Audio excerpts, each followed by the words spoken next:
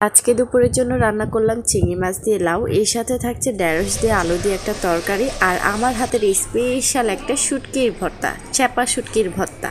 আসসালামু আলাইকুম এভরিওয়ান, সবাই কেমন আছেন? আশা করি সবাই অনেক ভালো আছেন। আজকেও চলে এসেছি আমি ছোট্ট একটা মিনি ব্লগ নিয়ে।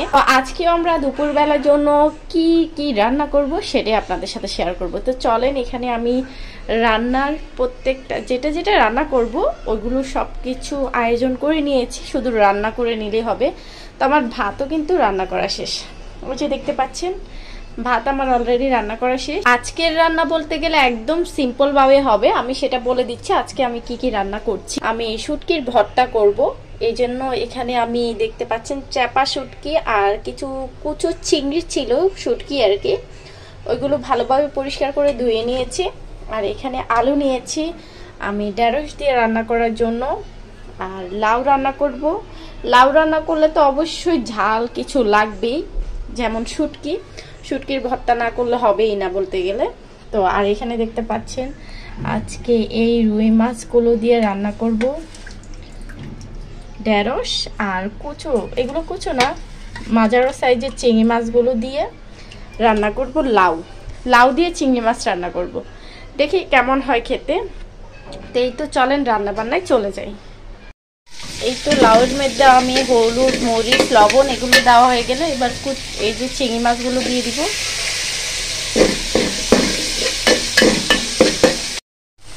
এই যে আমি লাউ দিয়ে দিচ্ছি, ঢাকনা দিয়ে রাখলে আর কি লাউটা ইয়ে হয়ে যাবো না।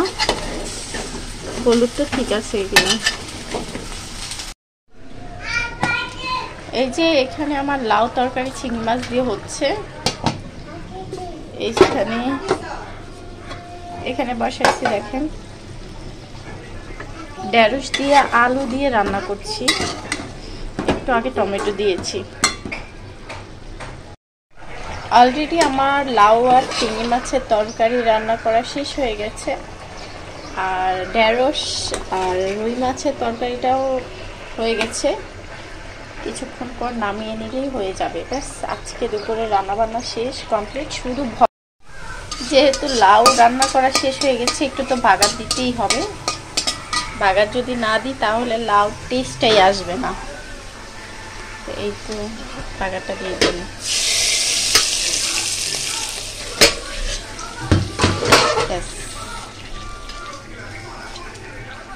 সুন্দর শুটকির ভর্তাটা কিন্তু কমপ্লিট। এটা দেখতে যেরকম দারুণ লাগছে, খেতেও ভীষণ মজা হয়েছে। তো মানে কিন্তু আমাদের বাংলাদেশে বেশ পরিমাণ গরম পড়তেছে, তার জন্য আমি মেইনলি চেষ্টা করি সবসময় একদম তেল ঝোল মশলাপাতি কমাই খাইতে। তো আপনারাও চেষ্টা করবেন এই গরমে দিয়ে তেল ঝোল মশলাপাতি কম খেতে। যাই হোক, এই ভর্তা কিন্তু এত একটা ঝাল হয় নাই, যতটুকু আমাদের পেটে সইবে ততটুকুই দিয়েছি। এই ভর্তার রেসিপি আমি অন্য আরেকটা ভিডিও করে রেখেছি, সবাই দেখবেন।